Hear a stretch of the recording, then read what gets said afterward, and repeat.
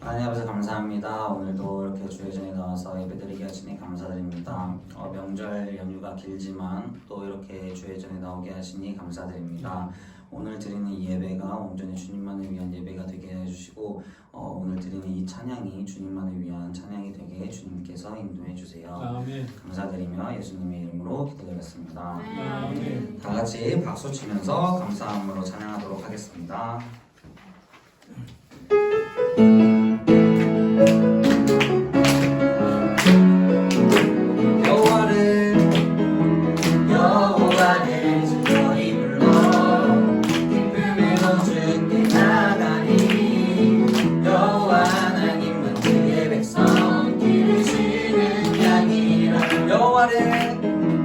여호와를 즐거이 불러 기쁨으로 주께 나가리 여호와 하나님은 주의 백성 기르시는 양이라 감사함으로 주를 높이며 그 문에 들어가서 찬송함으로 그 이름을 송축하 처음부터 시작할게요. 여호와를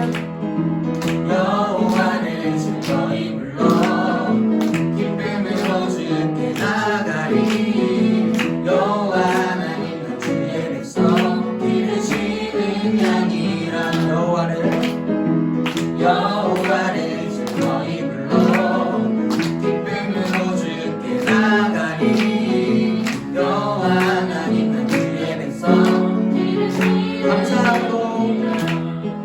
감사함으로 주를 높이며 그 문에 들어가서 찬송함으로 그 이름을 송축할지 감사함으로 주를 높이며 그 문에 들어가서 찬송함으로 그 이름을 송축할지 감사함으로 주를 높이며 그 문에 들어가서 찬송함으로 그 이름을 송축할지어다.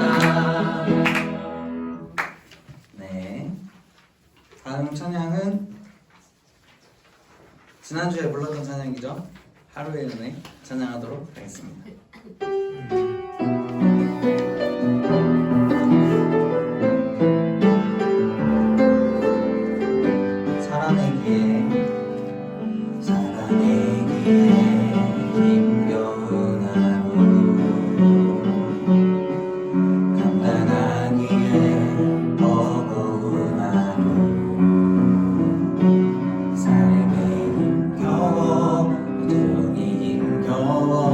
내 주님께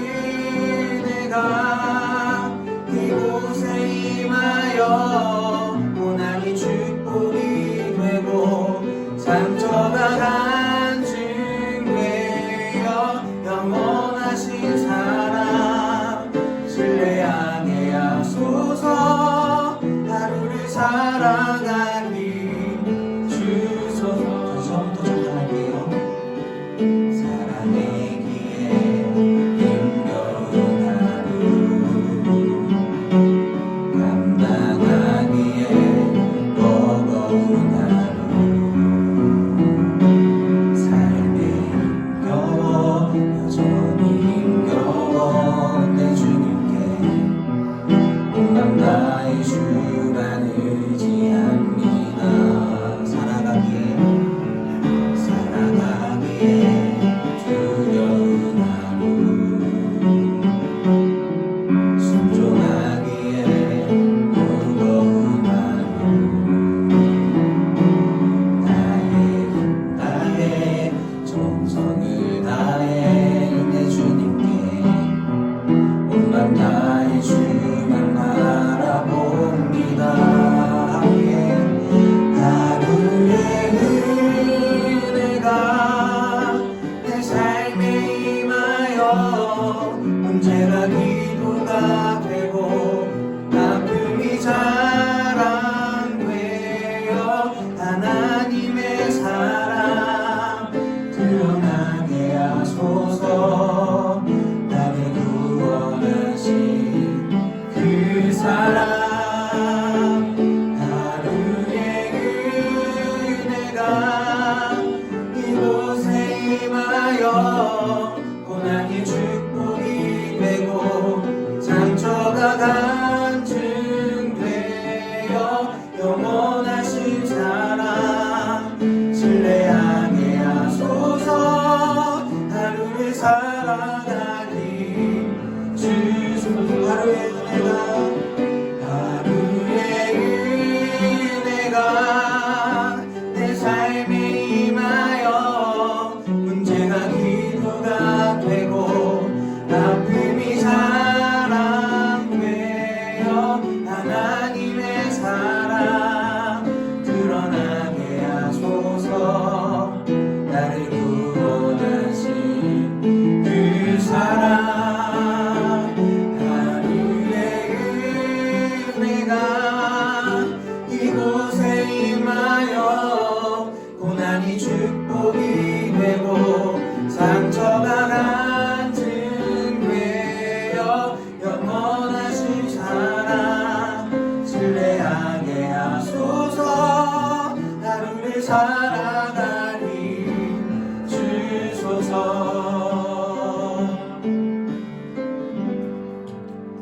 네, 함께 다시 드리는 고백 찬양하시면서 예배로 나아가도록 하겠습니다.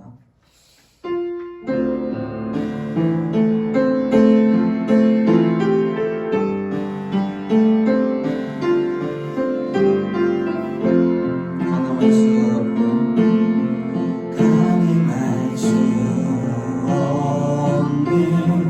어둠과 같은 곳 메말라 버린 그런 사람, 어둠과 절망에 안 되는 것으니 나를 위한 사랑 보이심을 가늠할 수 없는 어둠과 같은 곳 메말라 버린 그런 사람, 어둠과 절망에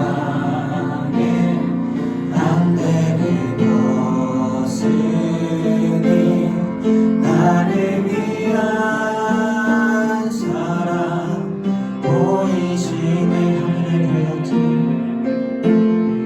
하늘의 별 같은 그 예수 넣으신 그의 동행하심 새 힘이 되어 텅 비었던 마음 채워주신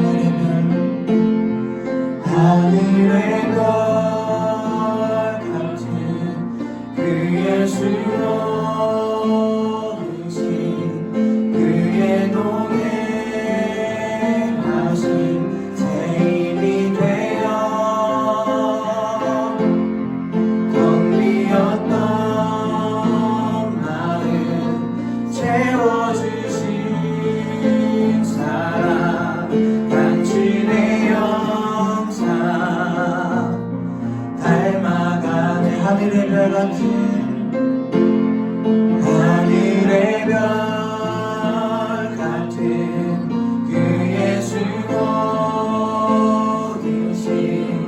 그의 동행하신 새 힘이 되어 텅 비었던 마음 채워주신 사랑 당신의 영상 닮아가는 하늘의 별 같은 그의 수고이신 그의 동행하신 새 힘이 되어 텅 비었던 마음 채워주신 사랑 당신의 영상 닮아가네. 이 시간 가운데 장면 나와서 기도해 주시겠습니다.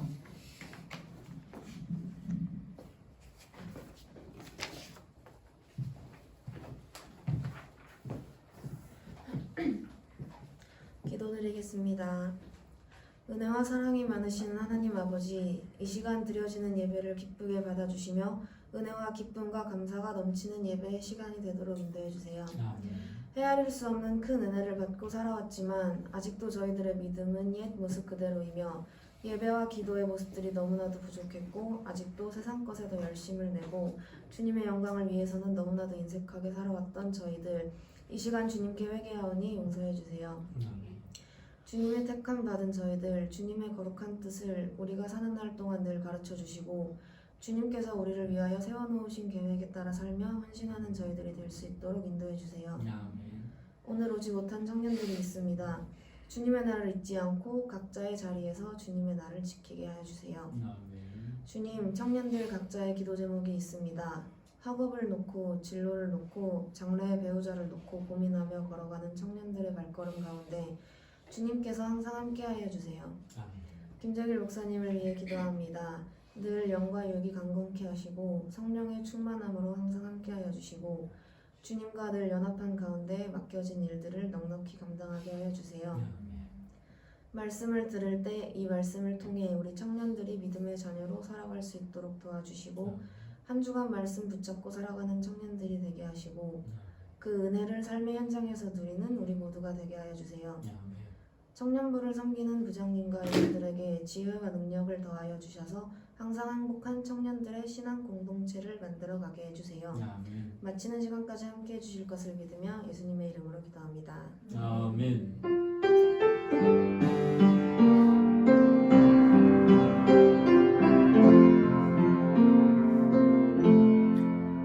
오늘 우리에게 주신 말씀은 누가복음 13장 1절에서 5절 말씀입니다.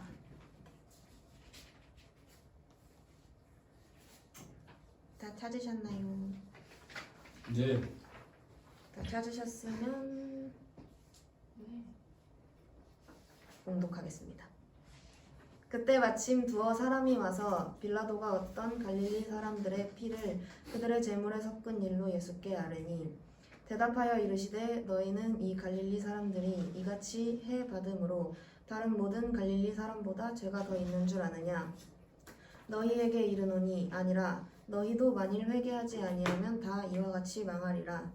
또 실로암에서 망대가 무너져 치어 죽은 18사람이 예루살렘에 거한 다른 모든 사람보다 죄가 더 있는 줄 아느냐? 너희에게 이르노니 아니라 너희도 만일 회개하지 아니하면 다 이와 같이 망하리라. 아멘. 김재일 목사님 설교해 주시겠습니다.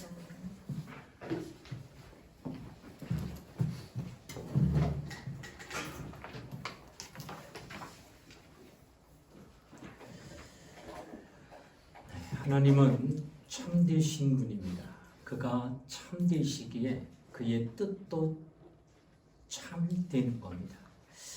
진리란 무엇입니까? 하나님의 참되신 뜻을 말합니다. 하나님의 뜻대로 사는 것이 곧 진리에 순종하는 것입니다. 하나님은 그의 참되신 뜻을 하늘에서도 이루시고 땅에서도 이루시려고 그의 모든 뜻을 마침내 나타내셨습니다. 그래서 주님께서는 이와 같이 말씀하십니다. 뜻이 하늘에서 이루어진 것 같이 땅에서도 그 뜻이 이루어지리다 라고 기도하셨던 것입니다. 하나님은 하늘을 창조하셨을 때 그 아들을 후사로 세우셨으며 그는 그 아들을 위하여 하늘을 지으셨다고 성경은 기록합니다. 그 하늘은 우리 눈에 보이는 창공이 아닙니다. 그곳은 하나님의 우편 보좌가 있는 곳입니다. 곧 하나님의 아들을 위하여 예비된 곳입니다. 거기는 거룩한 영계입니다. 예수께서 부활하시고 승천하셔 가신 곳이 지금 바로 그곳입니다. 하나님은 그곳에서 하나님의 뜻을 이루시고 또한 이 땅에서도 하나님의 뜻을 이루시려고 하늘을 창조하셨다는 겁니다. 그래서 예수 그리스도는 이 땅에 오셔서 하나님의 뜻대로 마귀의 일을 멸하시고 우리에게 은혜를 베푸시려고 친히 십자가에 달려 고난을 받으셨습니다. 하나님의 뜻이 하늘과 땅에서 이루어진 것입니다. 하나님의 뜻을 반대하거나 거역하는 것은 불순종이요 불신앙이요 달리 말하면 죄가 된다는 겁니다. 하늘에서도 그 뜻을 어긴 자가 있다면 그는 타락한 자요 하나님과 원수가 된 것입니다. 하늘에는 하나님을 섬기는 천사가 있었습니다. 그들은 하나님의 뜻을 이루려고 역사하는 하나님을 수종드는 자들입니다. 그들 중에 하나님을 거역하는 자가 있었으니 곧 그가 타락한 영이요 사단이라는 겁니다. 땅에서도 하나님의 뜻을 순종치 아니하고 거역하는 자가 있다면 그가 바로 타락한 자요 죄인이 된다고 하는 겁니다. 마귀는 인간을 속였습니다.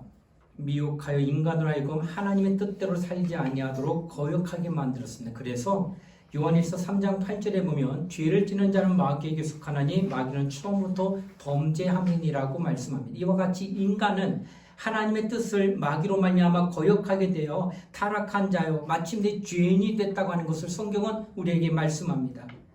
하나님께서는 자기의 뜻을 하늘과 땅에서 온전히 완성하려고 하는 소망이 있는 분입니다. 예수 그리스도는 아버지의 뜻을 하늘에서도 이루시고 그 뜻을 땅에서도 이루시려고 마침내 자기의 목숨을 내놓기까지 하며 복종하며 자기를 종의 형체까지 낮추신 분이 바로 예수님입니다. 왜? 하나님의 뜻이 이루어지기 위해서. 바로 하나님의 뜻을 최고의 목적으로 삼았다는 겁니다. 성경은 말씀합니다. 죄를 지는 자는 바로 하나님을 거역하는 자요, 하나님을 대적한 자요, 하나님 뜻을 어긴 자를 죄인이라고 성경은 말합니다. 그러나 그런 죄인이라 할지라도 성경은 그 죄인에게 소망을 주는데 그것이 무엇이더냐? 바로 회개라고 하는 거예요. 회개하지 않는다면 우리는 결국 하나님과의 만남이 불가능하기 때문입니다. 예수께서 우리에게 가르쳐 주신 제일 첫 번째 복음이 무엇이더냐? 그것은 바로 회개하라 하는 것이었습니다. 하나님 뜻을 거역했다. 마땅히 저주받아 끝나버려야 될 터이지만은 우리 하나님께서는 회개하라고 우리에게 가르쳐주고 있다라고 성경은 가르칩니다. 회개는 우리 기독교인들이 가진 최고의 경험입니다. 이 세상에 많은 종교가 있습니다. 산에 가게 되면 불경 소리가 들려요. 잠잠히 눈 감고 들으면 틀린 말이 하나도 없어요. 그 앉아서 들으면 아 저렇게 살아야지 하는 마음이 들 정도예요.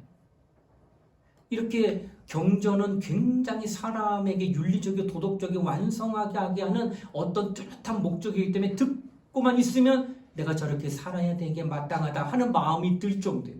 바로 종교는 그와 같이 사람을 윤리적으로 도덕적으로 온전하게 만드는 그런 힘을 낼 수 있는 거라고 말할 수 있다는 것입니다. 그러나 이 세상에 그렇게 많은 종교가 훌륭하게 나타나고 있다 하지만 어느 종교도 회개를 강조하고 회개를 이루게 하게 하는 종교는 없다는 거예요. 잘 알아두세요. 분명히 좋은 글이고 좋은 말씀인 것 같아. 유교라든지 불교라든지 경전을 통해서 들려주는 많은 것들이 사람을 하여금 올바르게 살게 하는 것은 맞다라고 생각된다는 거예요. 나 또한 들으면 그런 마음 들어요. 하지만 그들이 그렇게 훌륭한 경전을 얘기한다 할지라도 한 가지 회개하라는 말은 전혀 없다는 사실이에요. 회개하라는 것은 오직 기독교 안에만 있습니다. 유일하게 회개에 합당한 믿음을 주고자 하는 종교가 있다면 그건 기독교뿐이라는 거예요. 이게 구분이 돼야 돼요. 예수 믿으면서 제일 처음으로 하는 것이 바로 회개의 경험입니다. 각각 자기가 책임을 지고 감당해야 하는 것이 회개입니다.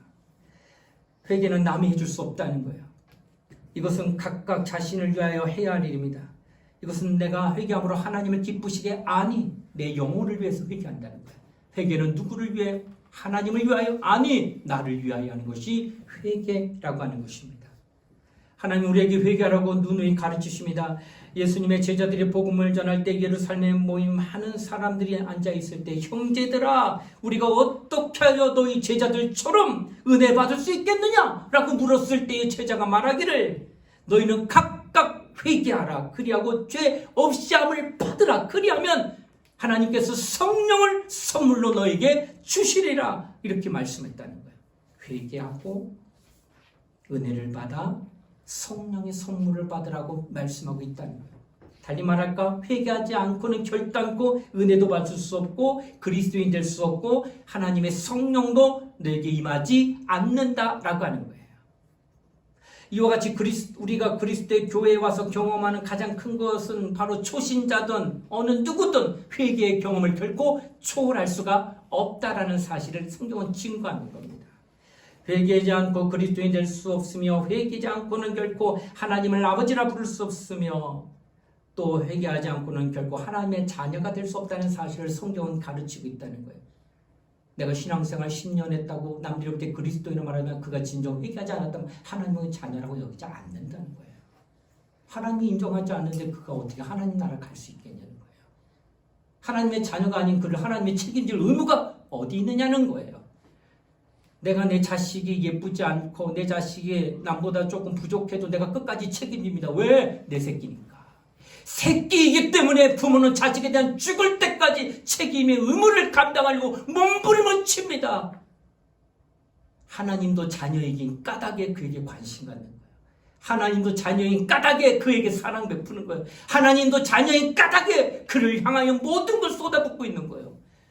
자녀가 아니면 내가 그렇게 할 이유가 없다는 거예요. 자녀는 누가 되느냐? 회개한 자가 되더라는 거예요. 그래서 기독교인이 될 때 가장 크게 체험하는 게 회개의 체험이다라고 하는 것을 말한다는 거예요. 세상에 나가보면 유명한 사람, 훌륭한 사람 너무 많지요. 비교 대상도 안 돼요. 너무 훌륭한 사람들이 많기 때문에. 그러나 그들은 회개의 경험을 가지고 있지 않다는 겁니다. 그들은 도무지 회개를 인정하지 않습니다. 그러므로 그들에게 하나님을 아버지라 부를 수 있는 권리가 안 나타나요. 훌륭한 건 맞지만 그들의 입술을 통하여 하나님을 아버지라고 고백 못하더라는 거예요. 그들은 결국 하나님을 아버지라 부를 수 있는 권리가 없으며 입으로 하나님을 결국 아버지라고 부르지도 않더라는 겁니다.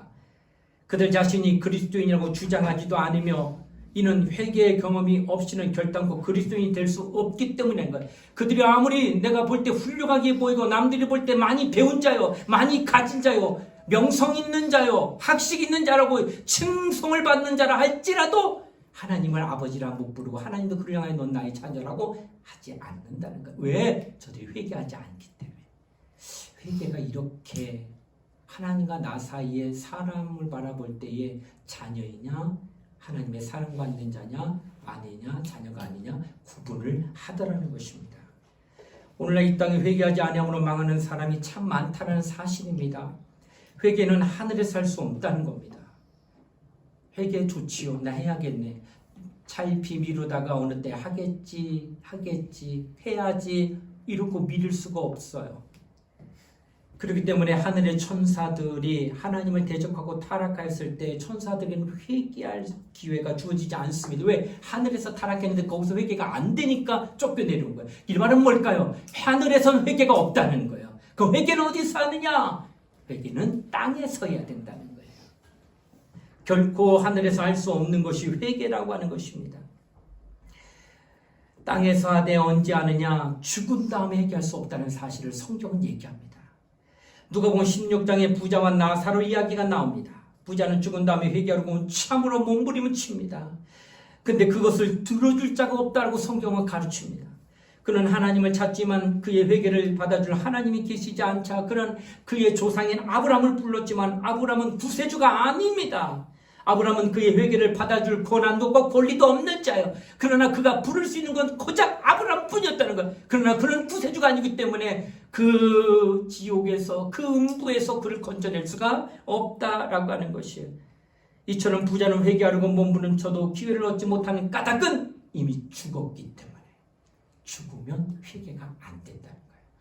하늘에서 회개 안 되는 건 땅에서 하되 땅에서도 유기가 있는데 그게 어는데요, 죽지 않고 살아있을 때만 회개가 가능하다는 거예요. 그게 언제 회개하냐? 지금 호흡하고 있는 이 시간, 이때 회개해야 된다 하는 거예요. 만약 이것을 차일피일 미루다가 나중에 하다가 생을 마감하면 그때 회개가 안 된다라는 거예요. 히브리서 6장 4절에도 이 아이 이렇게 증거합니다. 이 땅에서 귀중한 복음을 초월하여 성령에 참여한 바 되지 아니하면 회개할 기회를 얻지 못한다고 분명히 말합니다. 속죄의 제사를 얻지 못한다는 거예요. 불가능하다는 거예요. 도저히 안 된다는 거예요. 땅에서 회개하지 않으면. 회개 없이는 결코 속죄가 이루어지지 아니함을 성경은 계속 증거하고 있다는 겁니다.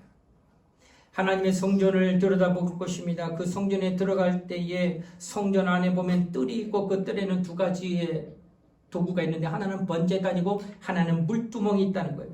제사를 드리는 사람은 반드시 먼저 번제단 앞에 서게 돼 있습니다. 가장 먼저 마주치는 게 번제단이에요. 그 번제단에서 자기의 죄를 다 자복합니다. 그리고 다음에 양 한 마리를 데리고 가서 양에게 안수를 해요. 그리고 그 양이 안수하는 순간 자신이 했던 죄가 이쪽으로 전가돼요. 그 양이 죄를 뒤집어 쓰게 됩니다. 그 순간. 그러고 나서 양을 어떻게 하느냐? 그 자리에서 죽입니다. 피를 흘려 죽임을 당하는 양이 그 앞에 있습니다. 제사장은 그 양의 기름을 불태워서 연기로 사라지게 합니다. 그리고 나서 마침내 그 다음에 가는 데가 물두멍이에요. 그 물두멍에 가서 비로소 손발을 씻고 하나님을 섬기기 위하여 이제 성소 안으로 성소 안으로 문을 열고 들어간다는 거예요. 뜰에서 이것을 하지 않으면 절대로 성전 못 들어가요. 이걸 거쳐가지고 가야지만 성전 안에 들어간다는 거야. 누구든지 자기의 죄를 결코 옮겨놓지 않으면, 누구에게 짐승에게 옮겨놓지 않으면 결코 성전 안에 들어갈 수가 없었다고 하는 것을 얘기한다는 거예요. 성경은 누누이 말하는 것을 우리에게 회개만 권하는 것이 아니라 회개하는 자에게는 무슨 약속이 있느냐?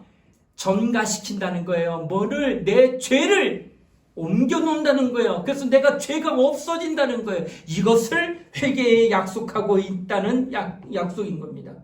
만약 회개만 하고 속죄받지 못한다면 그 회개가 무슨 의미가 있겠느냐 하는 거예요. 아무 가치가 없는 겁니다. 주님은 얼마든지 그 죄를 담당하고 대속해 주기로 약속하셨다는 거예요. 우리는 회개하면 우리 죄도 도말되는 거, 또 회개하는 즉시 우리 영혼의 죄가 옮겨진다는 확신이 있기 때문에 내가 회개하는 거예요. 만약 내가 회개를 열심히 한들, 누구라도 열심히 뜨겁게 회개한들 내 죄가 사해지거나 내 죄가 옮겨지지 않는다면 내가 회개할 이유가 없다는 거예요. 왜 여전히 갖고 있는 죄 있는데, 죄를 갖고 하나님 못 만나는데 회개해 뭐해? 죄가 여전히 나한테 남아있는데, 그러나 내가 여전히 회개하고 있는 까닭은 내게 옮겨지고 있다는 사실을 확인하고 있다는 거예요. 확증받고 있다는 거예요. 그래서 나는 회개한다는 거예요. 만약 우리에게는 용서라는 약속이 없다면 회개할 필요가 결코 없다는 겁니다. 성경에 회개하는 자에게는 속죄해야 하는 약속의 말씀이 분명히 있습니다. 주님의 보혈을 믿고 회개합니다. 누구든지 그 피를 믿지 아니하고는 회개할 수가 없습니다. 회개를 통해서만이 하나님을 만날 수, 왜? 성전 안에서만 하나님 보기 때문에. 성전 들어가지 않냐면 결코 하나님 못 만나기 때문에 하나님 만나려면 성전 들어가라는 거예요. 성전 들어가려면 물두멍, 번제단과 물두멍으로 통과해 들어가라는 거예요. 그게 무엇이더냐? 그것이 네 죄를 없이 하고 가라는 거예요. 양에게 뒤집어 씌워. 그 작업이 회개라는 거예요. 회개하면 네 죄가 사해지고 네 죄가 전가되니까, 그러니 너 깨끗하니까 성전 안으로 들어와서 나 만나라 하신다는 거예요. 그러나 회개하지 않으면 절대로 죄가 사하지 않으니 죄인을 하나님 만나지 않아요. 상대하지 않아요. 그래서 만날 수 없다는 거예요. 그러니까 회개하지 않으면 예배당 나와서 같이 예배 드려도 그 예배가 하나님께 상달이 안 됩니다. 이게 얼마나 중요한 얘기겠습니까? 나는 예배 한 번도 안 빠지는데요. 근데 그 회개 안 하고 있어요. 그럼 그 모든 예배 한 번도 안 빠진 게 하나님과 상관없는 예배가 됐다는 거예요. 이게 얼마나 우리에게 두렵고 또는 우리에게 경종을 울리는 말씀인가라고 하는 것을 말씀하고 있다라고 하는 것입니다. 회개를 통해서만이 하나님 만날 수 있다고 강조합니다. 사람들이 하나님을 뵙고 싶어 합니다. 하나님 나 좀 만나주세요. 나의 가정에 복을 주시고 내게 은혜를 주시되 나와 함께 해주세요가 하나님을 사모하는 분들이 상당히 많습니다. 그러나 그들은 자기의 의지와 또 자기들의 열심과 자기들의 수양을 통해 하나님을 뵙고자 하므로 열심은 있으나 종교성은 있으나 그러나 하나님 못 만난다는 거예요. 하나님이 예수 그리스도를 이 땅에 보내신 까닭은 오직 예수 그리스도로 말미암아 하나님 앞에 나오고 하나님 만날 수 있는 길을 열어놨기 때문에 어떤 길도 없어요. 오직 예수만이 길이기 때문에 예수 보냈다는 거예요. 그래서 예수께서도 요한복음 14장 6절에 말씀하기를 내가 곧 길이요 진리요 생명이니 나로 말미암지 않고는 아버지께로 올 자가 없느니라. 어느 누구도 예수 초월해서 못 나간다는 거예요. 그 예수 앞에 나오라는 거예요. 그 예수 앞에 나면 뭐 하라는 거예요?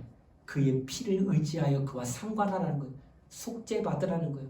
죄 사함 받으라는 거예요. 그리고 아버지 앞으로 나와서 그로부터의 생명을, 그로부터 은혜를, 그로부터 구원을, 그로부터 능력을, 그로부터 영생을, 그로부터 영광을 다 받으라는 거예요. 예수 초월에 절대 아무것도 얻을 수가 없다고 하는 것을 말씀하고 있다는 겁니다. 또한 회개 없이 하나님께 기도가 상달될 수 있겠는가? 여러분 어떻게 생각합니까? 절대로 상달되지 않습니다. 그렇기 때문에 예수께서는 반드시 우리의 죄를 사하여 주옵소서라고 주기도문에 가르쳐 주신 겁니다. 우리가 저들의 죄를 사한 것 같이 우리 죄, 곧 내 죄를 사하여 주셔서 죄들과는 하나님 앞에 상관할 수가 없기 때문에 오늘날 우리가 예배는 드리지만 회개 없는 예배가 과연 상달되겠는가? 시편 51편 16절로 17절에 말합니다. 하나님은 제사를 기뻐하지 아니하시나니 만약에 하나님이 제사를 기뻐하였더라면 내가 드렸을 것이다. 하나님이 구하시는 것은 상한 심령이라 회개하고 통회하는 마음을 멸시하지 아니하신다라고 말씀하셨어요. 아무리 좋은 예물을 들고 아무리 훌륭한 것을 갖다가 드린다 하더라도 네 마음이 통회하고 상한 마음만큼은 내가 더 높게 평가할 수가 없다는 거예요. 그런 거 혹시 못 바꿔도 좋다 이거예요. 하지만 네 마음이 하나님 앞에 나 자복하며 통회하며 하나님 나를 불쌍히 여겨달라고 하는 그 가난한 마음 들고 왔으면 다른 재물은 좀 부족해도 나는 너를 받으리라 하신다는 거예요. 하나님은 이처럼 우리의 마음에 애통하고 통회하는 그 마음을 귀하게 여기신다고 하는 것을 성경 우리에게 말씀하고 있다고 하는 것입니다. 잠언 1장 22절 23절에 이런 말씀이 있습니다. 이건 신앙인들에게 참 많이 들려주고 싶은 말씀이에요. 너희가 나의 책망을 듣고 돌이키라는 말입니다. 그렇지 않으면 너희가 환난 당할 때가 있다는 거예요. 그때 부지런히 나를 찾을 거예요. 철야도 할 거예요. 금식도 할 거예요. 몸부림을 치며 새벽에도 특별 새벽 주간으로 여기며 나와서 기도할 거라는 거예요. 그러나 나는 피하리라. 나는 너를 만나려고 너 소리친다 할지라도 나는 귀 시간에 귀 막고 있을 것이다. 네가 나를 그렇게 부르짖으라 그러나 난 듣지 않을 것이다. 무슨 용거냐? 너희가 나의 책망을 무시하고 나의 지식을 무시했습니다. 그러므로 너희에게 환란이 광풍같이 고통과 근심이 광풍같이 일어날 때 너희는 몸부림을 치며 나를 찾을지라도 나는 결코 만나주지 아니하리니 이는 너희의 행위의 열매를 너희가 먹을지니라.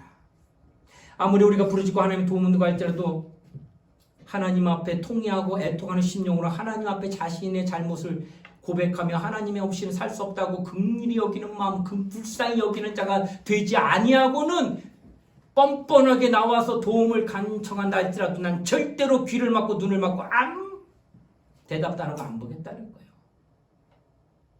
하나님 내가 이만큼 섬겼는데요.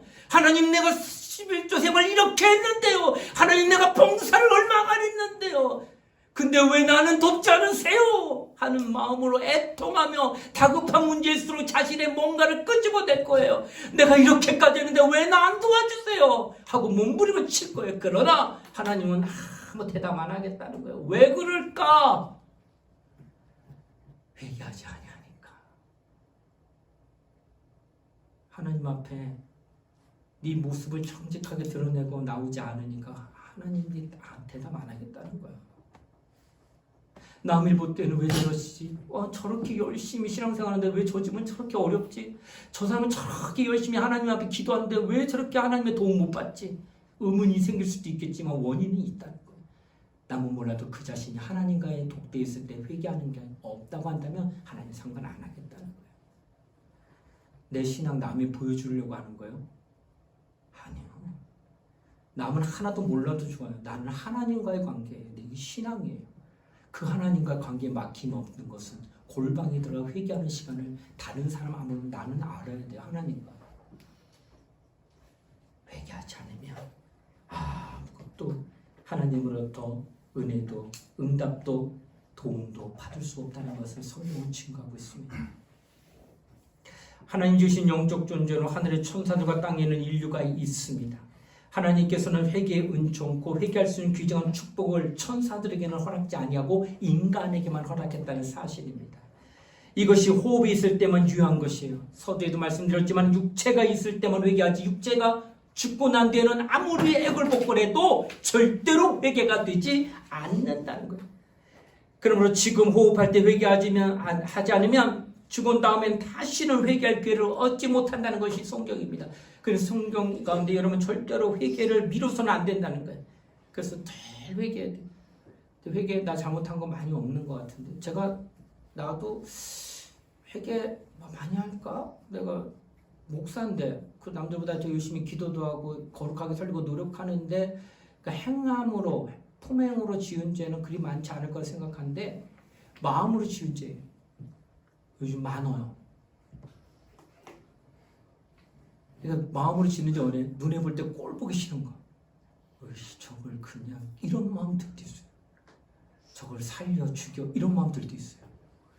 이런 마음 딱 들면 벌써 미워하는 마음이잖아. 그러니까 이런 마음 드는 것이 바로 회개할 그 내용과 제목이 된 거예요. 그래서 저도 마음으로 짓는 죄가 상당히 많다라는 거. 근데 그 마음으로 짓는 죄가 멀리 있지 않아요. 가까이 있는 사람하고 이렇게 있으면은 그 마음으로 짓는 죄가 상당히 많아요.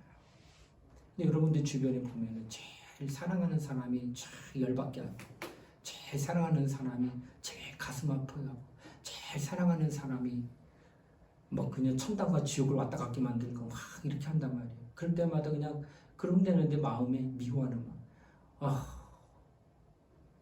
어찌 그러냐. 막 이런 마음 들 때 미워하는 마음이 있다. 이게 내가 할 때 회개할 제목이라는 거예요. 여러분 우리가 이렇게 따진다 보면 회개 안 할 인간이 이 땅에 있을까? 아니요. 다 있다니까. 그렇다면 회개하라는 거예요. 저도 회개할 거고 여러분들도 어떤 마음이 들던 행함으로 지는 건 당연히 회개하겠지. 그러나 마음으로도 그런 마음이 스쳐스쳐 지나가더라도 그것도 회개해야 된다는 거예요. 회개할 때 우리가 살 기력이 있는데 어떻게 살 기력이냐? 회개하는 자를 하나님이 불쌍히 여기신다는 거예요. 이게 은혜입니다. 여러분 불쌍히 어떨까? 이건 좀 구분할게요. 긍휼히 여기는 마음과 불쌍히 여기는 마음. 같은 말 같은데요. 조금 달라요. 자, 긍휼히 여기는 마음은 자식에게 대한 마음이에요. 불쌍히 여기는 거는 타인에 대해서. 여러분 길을 가다가 화분 줍시오 적선하는 사람을 만나게 되면 좀 도와주고 싶다. 며칠 전에 시장에 장 보러 갔는데 보통 길에 서서 이렇게 한숨씩 고개 숙이는 게 아니라 엎어져서 기어가세요. 그분이 나이가 좀 드셨는데 그리고 밀 때를 밀어요. 근데 그 마음이 내 마음이 힘드시겠다. 이런 불쌍한 마음이 들더라고요. 근데 요즘에는 현금을 안 갖고 다녀요. 보통 카드만 넣고 다니니까. 근데 주머니를 보니까 없잖아. 있었으면 내가 좀 도와드리고 싶어. 근데 어떤 분이 거기서 1,000원을 드리고 가시더라고. 저 고마운 분들도 있구나. 나도 저러고 하고 싶었는데 내가 없다는 거예요. 근데 그 사람을 향한 마음은 내가 들었어요. 좀 참 불쌍하다. 이런 마음이 들었어요. 근데 긍휼히 여기는 마음은 뭐예요? 그렇게 불쌍한 마음이 드는 그 사람이 대상자가 타인이 아니라 자식일 때. 그때 뭐가 플러스된 거예요? 사랑하는 마음이 함께 있어요. 그러니까 하나님 앞에 내가 회개하면 그가 나를 긍휼히 여기시는데 자녀를 불쌍히 여기는 마음이 그에게 나타난다는 거예요. 그래서 살 수 있다는 거예요. 자식은 아무리 실수하고 부모 마음 아프게 해도 끌어안고 끝까지 가는 존재가 자식입니다. 이게 뭐예요? 긍휼한 마음이 부모에게 있기 때문에 그래요. 그러나 회사에서 사람을 고용해서 쓸 때 실수하게 되면 자를 때는 미안하다 하는 정도 마음만 두고 그냥 내쳐버립니다. 이건 틀린 거예요. 그러니까 불쌍한 마음은 좀 있지만 그렇다고 내가 더하진 않을 거야. 회사에 유익이 안 되니까 손해보게 했으니까 자른다. 이런 마음 들다. 그러니까 불쌍히 여기는 마음과 긍휼히 여긴 마음은 같은 맥락의 어떤 의미 같지만은 조금 더 깊이 들어가면 많이 차이가 난다고 하는 것입니다. 이처럼 하나님께서 나를 긍휼히 여겨주시느냐 하는 것이 얼마나 내게 큰 은혜가 되는가를 확실하게 깨달을 수 있다라고 하는 것입니다. 여러분 참 중요합니다. 회개가 이처럼 하나님부터 긍휼함을 여김을 받는 것인데 이 긍휼함을 여김을 받는 그 당사자는 하나님에게 은혜를 받을 수 있는 기회가 열린 거예요. 왜? 자식을 향한 부모의 마음이 한결같거든. 그러니까 그 사람은 하나님으로부터 뭔가를 얻을 수 있는 모든 게 다 열려 있는 거예요. 근데 그 사람에게 그런 은혜가 임하는 그 사람이 하나님이 주시는 직분도 감당합니다. 그래서 그 사람은 집사도 할 수 있고 그 사람은 교사도 할 수 있고 그 사람은 은혜 더 크게 받으면 목사도 할 수 있는 겁니다. 그러나 그런 회개의 경험이 없는 하나님으로서 불쌍히 여김을 받는 은혜가 경험되지 아니한 자는 결코 집사도 교사도 목사도 아무것도 안 되는 거예요. 내가 직분을 얻고 하나님을 섬길 수 있는 기회를 얻었다는 것은 내가 회개의 경험이 있다는 거예요. 회개의 경험이 없는 사람이 그런 직분을 가지고 있다면 그 사람은 사기꾼인 겁니다. 사람들은 곧 그를 인정하지 않을 것이며 그의 진실이 없음을 드러내고 말 것입니다. 그러나 우리는 하나님 앞에 회개하는 사람들이기 때문에 우리가 있는 직분은 다 귀하게 하나님께 쓰임받을 수 있다는 거. 회개하지 않으면 절대로 직분을 못 맡는다라고 하는 것입니다. 바로 회개함으로 우리는 하나님부터 긍휼함을 입었다는 사실을 우리는 깊이 깨달아야 된다라고 하는 것을 말씀하고 있다라는 것입니다. 하나님이 우리에게 독생자를 주시으나 회개하지 않는 자는 그 독생자 아무 상관없는 겁니다. 아무 상관없습니다. 회개하지 않는 자는 예수를 2번 죽게 하는 자와 똑같다는 겁니다. 히브리서 10장 26절 이하의 말씀에는 진리를 아는 지식을 받은 후에 짐짓 죄를 범한 즉 다시 속지 않은 제사가 없고 오직 무서운 마음으로 심판을 기다리는 것과 원수를 대적할 맹렬한 유황불만 그에게 있다라고 성경은 경고하고 있다는 거예요. 회개 없이는 그리스도와 아무 상관없다는 거예요. 상관없는 그에 대한 하나님의 결코 책임질 이유도 의무도 없다라고 하는 것을 가르치는 겁니다. 그러므로 우리는 회개를 참으로 사랑하고 회개를 열심히 하는 자가 되어야 된다는 거예요. 아까도 얘기했지만 행함으로 지은 건 반드시 회개해야 돼요. 내가 확실하니까. 그러나 마음으로 생각으로 짓는 죄가 있다고 한다면 시기하고 미워하는 마음이 있다면 회개하세요. 그때마다 하나님의 긍휼하심을 당신이 입게 된다고 하는 것을 말한다는 것입니다. 하나님 오늘 우리에게 회개의 기회를 주셨습니다. 이 회개에 2가지 회개가 있는데 하나는 중생을 위한 단 한 번의 회개이고 또 하나는 성결을 위하여 매일 속건제를 드리듯 수시로 하는 회개, 이 2가지 회개가 있다는 거예요. 그래서 율법에서는 대속죄의 양을 단번에 잡아 그 양으로 대속죄의 제물을 삼는 제사가 있는가 하면은 매일 잡아 비둘기를. 그래서 매일같이 속건제의 제사를 하루도 빠짐없이 드리는 제사가 있다는 거예요. 양은 1년에 한 번이에요. 그러나 비둘기는 365일 매일 잡아요. 이 2가지의 회개가 구약의 예표로 나타나고 있고 오늘날 그것은 무엇을 뜻하느냐? 디모데후서 3장 5절에 말씀하기를 중생의 씻음이란 말이 나옵니다. 이 중생을 위한 단번의 회개, 다시 말하면 거듭남을 위한 회개는 딱 평생에 한 번 있다는 거예요. 그래서 그 한 번은 우리가 원죄를 지은 것에 대하여 예수가 나를 위해 피 흘려 죽으셨습니다고 하는 신앙의 고백, 믿음으로 그것을 확nhận하고 반영하고 받아들일 때에 정말 받는데 그때에 그 사람이 이스라엘에서 가장 먼저 하는 회개가 뭐냐? 하나님, 나는 죄인입니다. 내가 죄를 지어서 죄인이 아니라 나는 이미 죄인입니다라고 자신의 죄를 인정하고 그리스도의 보혈로 나는 씻음받아 하나님의 자녀입니다라고 고백하는 중생의 씻음은 거듭남이 일평생 단 한 번밖에 없다는 거예요. 그래서 이 회개가 오늘 우리 모두에게 다 있다는, 이거는 지울 수 없는 영원한 체험과 같은 회개가 우리에게 있다는 거예요. 그런 회개를 오늘 우리는 갖고 있다는 거예요. 죄를 지었다고 해서 죄지은으로서 회개하는 것이 아니라 이미 자신이 죄인으로 태어났기 때문에 나는 죄인이다라고 하나님께 고백하고 은혜를 구하고 하나님으로부터 은혜를 입어서 하나님의 자녀가 되는 그 회개가 이루어진 것이 바로 중생의 시심으로 단 한 번 하는 것으로 성경 우리에게 나타나고 있다는 것입니다. 그러면 이 회개를 통해 어떻게 되느냐? 아까도 얘기했죠. 양에게 안수함으로 양에게 전가되는 것처럼 내가 이 회개를 하게 되면 내 죄가 예수께 전가되는 거예요. 그래서 예수가 그 죄를 다 뒤집어쓰고 십자가에 못 박혀 죽은 거예요. 그러니까 이것이 이루어진 사실에 대하여 그가 회개했기 때문에 그것을 인정하고 아멘한 거지, 회개하지 않으면 이런 사실이 있음에도 불구하고 지금 죽어서 지옥 가는 거 그들이 죄 때문에 죽어서 지옥 가는 게 아니에요. 예수 이후에는 모두가 믿지 않아서 지옥 가는 거야. 예수 전에는 원죄 때문에 죽어서 지옥 가지만 예수 이후에는 모두가 믿지 않아서 지옥 가는 거예요. 이것이 구분이 됩니다. 그러니까 우리가 예수로 말미암아 오늘날에는 지옥 가는 유일한 내가 갖고 있는 죄는 믿지 않는 것. 왜? 다 이루어놨거든요. 2000년 전에 예수가 다 피 흘리시고 살이 찢기시고 다 끝났어요.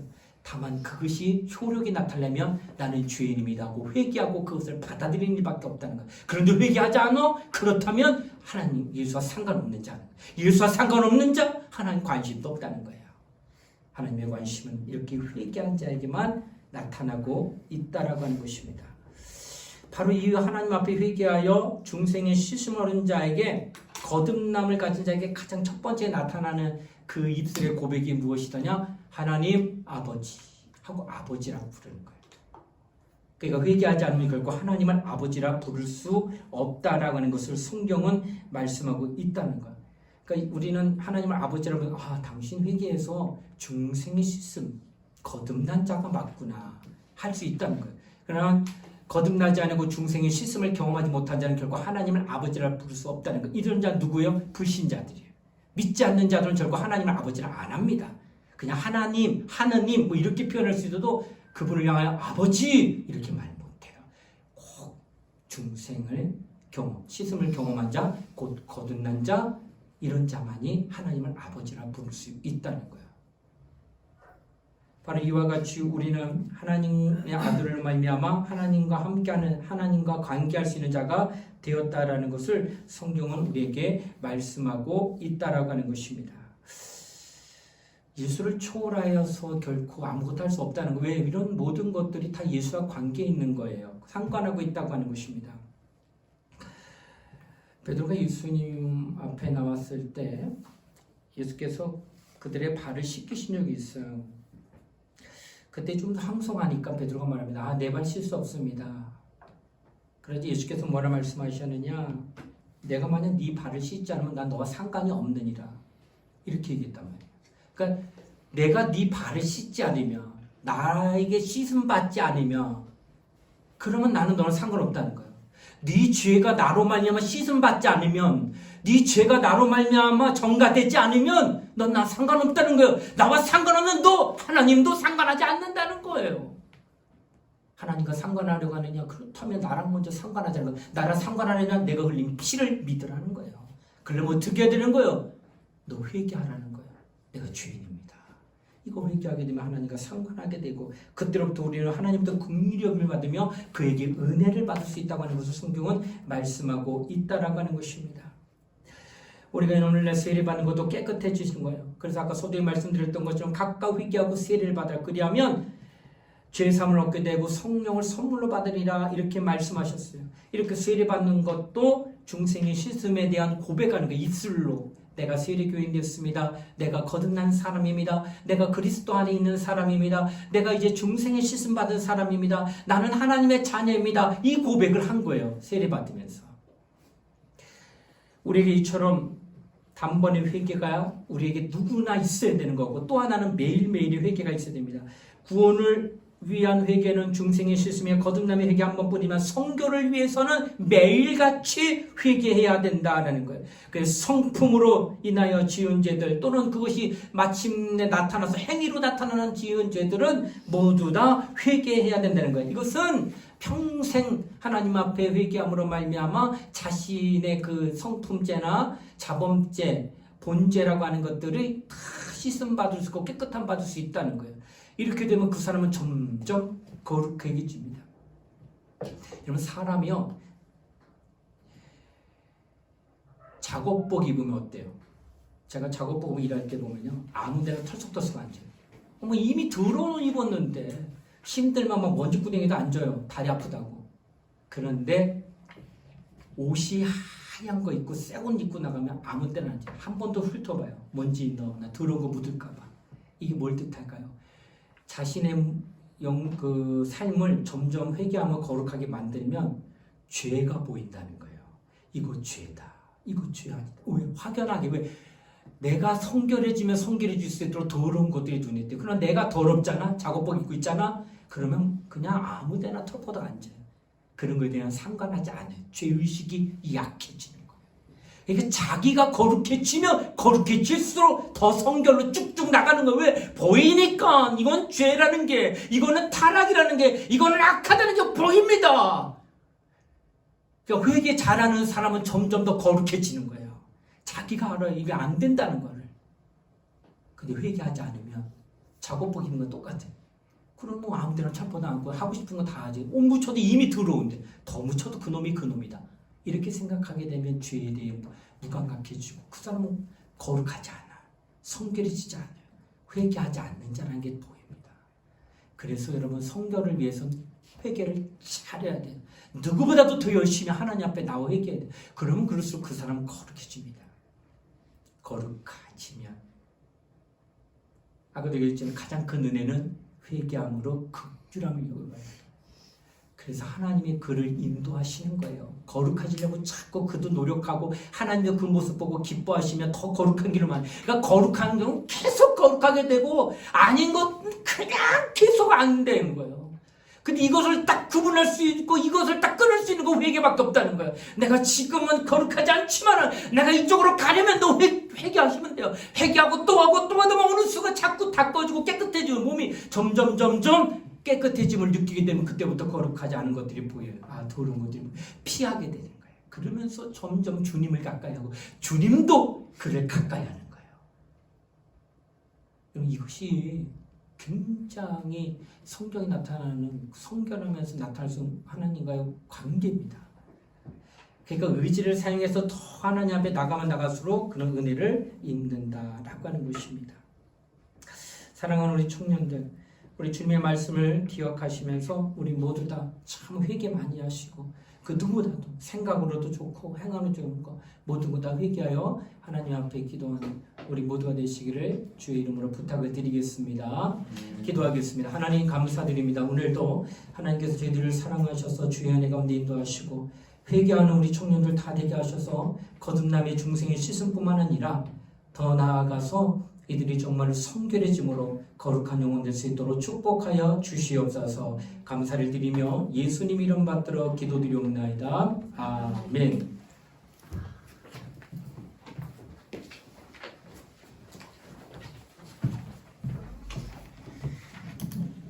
함께 다시 드리는 곡 찬양하도록 하겠습니다.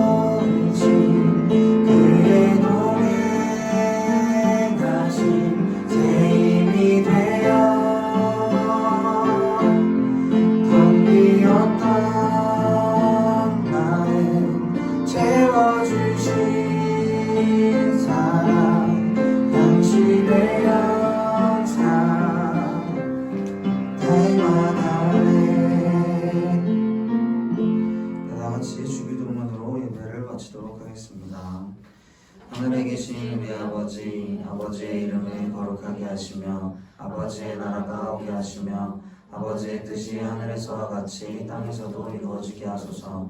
오늘 우리에게 일용할 양식을 주시고 우리가 우리에게 잘못한 사람을 용서하여 준 것 같이 우리 죄를 용서하여 주시고 우리를 시험에 빠지지 않게 하시고 악에서 구하소서.